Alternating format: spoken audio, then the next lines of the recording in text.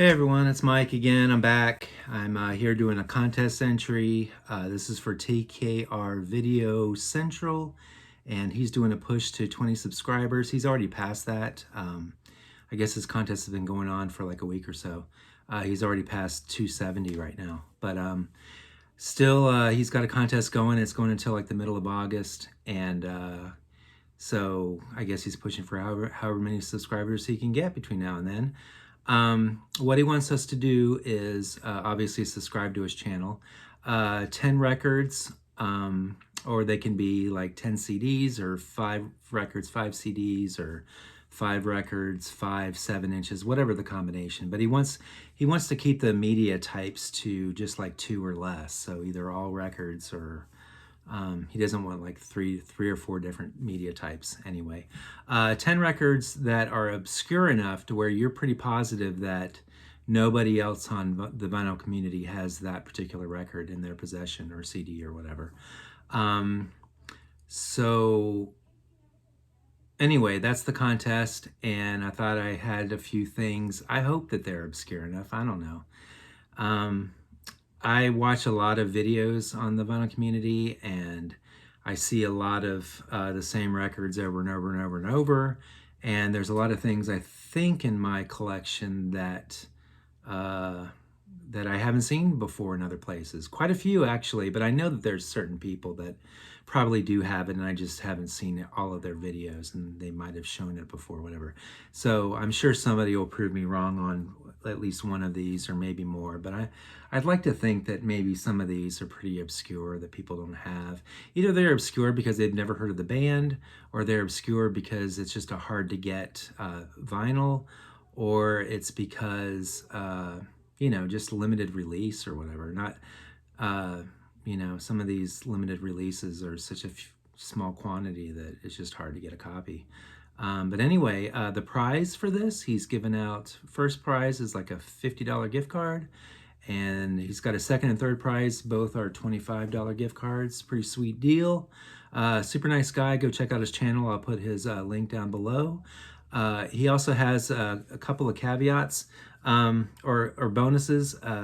If you mention, when you talk to him, when you mention where you came from, when you do his entry, you get an extra entry for that, or the person that you mentioned. Like mine's, the reason why I heard about this contest was through T-Cat's Deep Vinyl Tracks. So when I say that, and I guess I'll mention it when I post my comment on his channel, on TKR Video Central's channel, then if I mention T-Cat's Deep Vinyl Tracks, then T-Cat's Deep Vinyl Tracks, Mike, he will get an extra entry from me mentioning him, because I'm finding out of this contest through him. Anyway, I've babbled long enough. Let's get on to these records. And I've got, I think, all records. Some of them are 12-inch, some of them are 7-inch.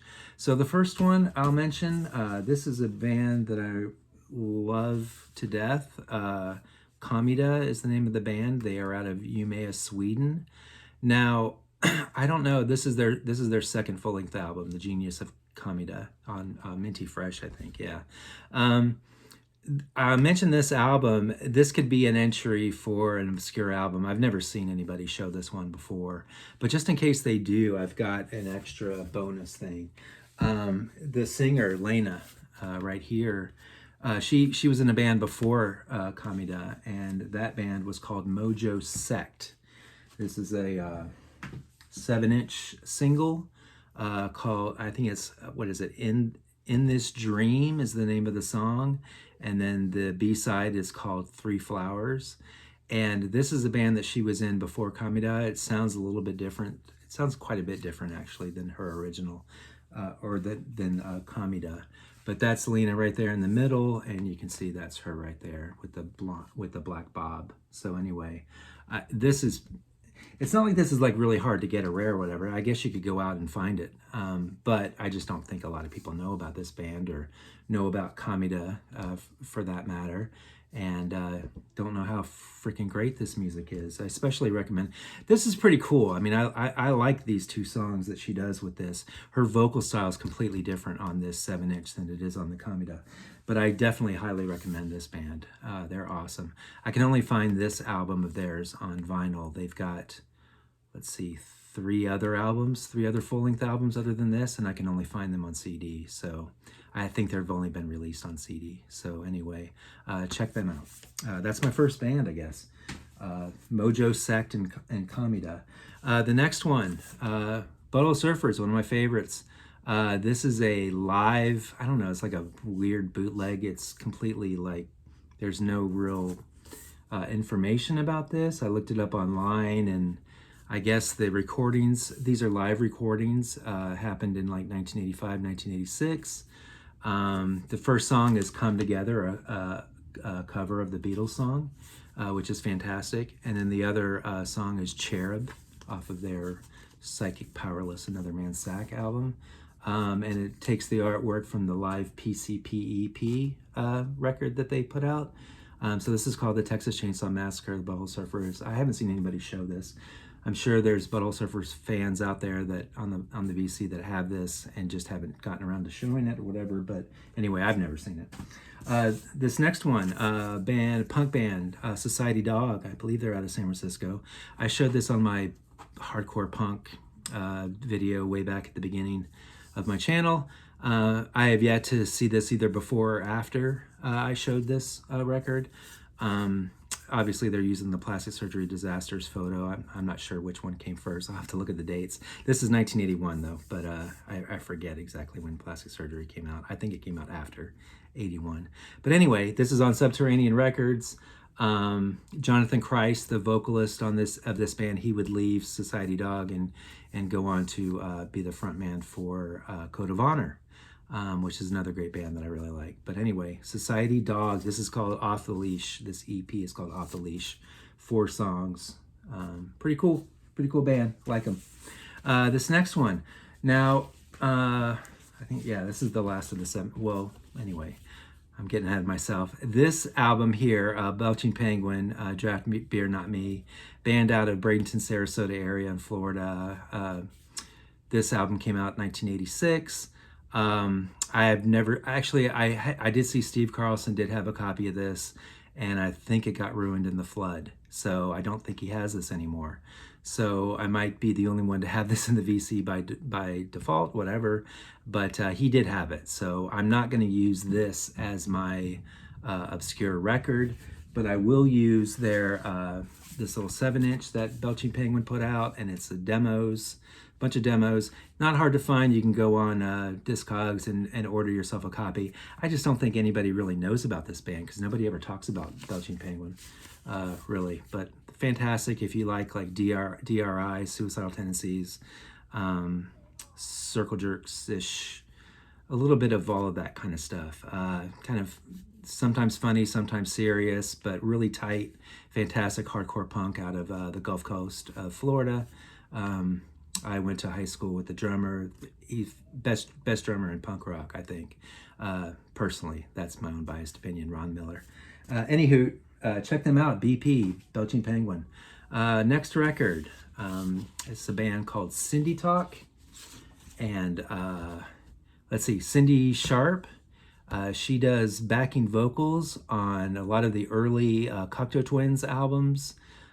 She performed on the Garlands. I believe she did some backing vocals, if not on Garlands, definitely on the B-sides and the other songs that were released with Garlands. She also sings on the song Kangaroo, the cover, the Alex Chilton cover on This Mortal Coil, the first This Mortal Coil album. She sings on a couple songs on that album, but she sings along with bassist Simon Raymond of the Cocteau Twins on that song. Wonderful voice. Pretty much my favorite song on that This Mortal Coil album. But anyway, this is Cindy Talk. This is, I believe, her debut album, Camouflage Heart on Midnight Records, and really dark goth music. Kind of reminiscent, I guess, maybe of like In the Flat Field by Bauhaus, but much darker, much grungier, slower. Not as quite as upbeat, if you can call In the Flat Field upbeat. This definitely makes In the Flat Field seem upbeat. Anyway, really dark but interesting, kind of fiendish kind of music. Cindy Talk, fantastic. Camouflage Heart. I've never seen this. I've never seen any mention of Cindy Talk or seen this record on there. So next one, electronic band, Scala. Mind that there's a damage on the cover there. They did not tell me about that damage when I ordered this on Discogs. I found out after I received it, but he did give me a discount. This is when the band Seafeel broke up. If you know the band Seafeel, electronic band, when they broke up, 3 members, Sarah Peacock and 2 other dudes, I forget their names, I wrote them down, I think, Justin and Darren, they got together with Mark Van Hoen, who used to be with Seafeel before. Mark Van Hoen was also with Locust. This is what a Locust CD looks like, so that's pretty obscure. I've never seen Locust mentioned. And Seafeel I have seen mentioned, but I've never seen the More Like Space EP mentioned here, so that's Seafeel. They all got together and formed this band Scala, and I love them. I think they're fantastic. I like them better than Seafeel. A lot of people would argue with that, and that's fine, but I prefer Scala. They put out, I believe, 3 full-length records and some EPs, which I have, but they're very hard to find on vinyl. I think this is the only one actually available on vinyl, but it was not easy to find either. It's called Beauty Nowhere. Really fantastic songs, and one song that really stands out to me, of course, they do a cover of Heart of Glass by Blondie, and that's one of my favorite songs. So it's really a cool kind of industrial electronic kind of version of Heart of Glass. So anyway, Scala, Beauty Nowhere. Next one, Ism. Really cool, funny, fast, hardcore band out of New York. I have their album Diet of Worms. They also have a Diet of Worms I have on vinyl. And then they have another album, I believe, I forget what it's called, but it's like a greatest hits. And it's got this song on here. Constantinople is a cover. This is a cover of the Residents song called Constantinople. I love this version. I love this song. It's one of my favorite Ism songs, and it's an earworm. It's like once you hear it, it's you can't get it out of your head, in kind of a good way and a bad way, because it's a crazy song originally, but the way that Ism carries it out is pretty fantastic, and I love this. So never seen it. I don't think I've heard Ism talked about, but I don't think I've seen any of their records shown on the VC, at least not yet. And so anyway, I've shown a couple of them, but I love this single, Constantinople by Ism. This next one, Drain, Pick Up Heaven. This album is the brainchild of King Coffee, who's the drummer for the Butthole Surfers. And it's on Trans Syndicate Records, which is King Coffee's label that he runs. And this is really kind of, I don't know, it's kind of heavy, psychedelic, industrial. It's kind of reminiscent of, I would say, like, Ministry and the Butthole Surfers, and God, I had some other bands that I wanted to mention, but I didn't write them down. But anyway, kind of in that vein, kind of dark and angry and aggressive, industrial, with a lot of guitars and a lot of effects and loops, and not a lot of lyrics, not a lot of vocals in this album, but they do a lot of tape loops and samples of singing and voices and stuff. It's pretty cool. There's definitely a few good songs on this, maybe 3 or 4 that are like really good, and the rest of it's just kind of whatever. But anyway, Drain. I've never seen them, I don't think, on the VC. This next one, I love this band, Larita Mitsuko. The only person that I hear talk about it is that guy out in, God, what's his name? I forget what his channel is. I should have written it down. I'll put a link to his thing, but he's an Australian dude. Really nice guy, and you'll know him, he's a huge, like, Kate Bush fan. But he also shows Larita Mitsuko albums, and he's like the only one that does. So I think that's really awesome. This one, though, I've never seen. This is called and basically it's a collection of remixes of songs from their first 3 albums. And I have it on CD, and it just all fits in one CD. But on vinyl, it's separated out into several 12-inch records. So there's 5 12-inch records with 3 or 4 songs on each, or 2 or 3 or whatever. So this is on Virgin Records. A couple of these songs people might be interested to know. A couple of these are collaborations with Sparks. 2 of the songs are collaborations with Sparks. Everybody's into Sparks nowadays. I'm not really a huge fan, quite frankly, and I'm not really crazy about the Sparks songs that are on here, but that's just my stupid opinion. I don't pretend to know anything, really about Sparks. They're not my favorite Larita Mitsuko songs that they worked on. There are 3 remixes that are done by Tony Visconti. Now, he's also produced their second album, the No Comprendo, which some of the songs here come from the No Comprendo. And he does 3 remixes. 2 of the remixes for Sekum Sa and Marcia Bala. Those are 2 of my absolute favorite songs of theirs, and the remixes are better than the originals. So really awesome stuff. Larita Mitsuko, just a big pack of their 12 inches. So pretty wild. I found that I went to go see Ween in concert in Atlanta many, I think it was Ween's 3rd album, that tour, and Pure Guava. And we drove up to Atlanta, and we went to a record store that was right there in I forget what it's called, the 7 something or whatever it is in Atlanta. I've only been to Atlanta once. But the record store had that thing, so I snatched it. This last one, Stereolab, my favorite album, and it's got this mirror board on it, so it's going to show you reflections from my computers that are up right now.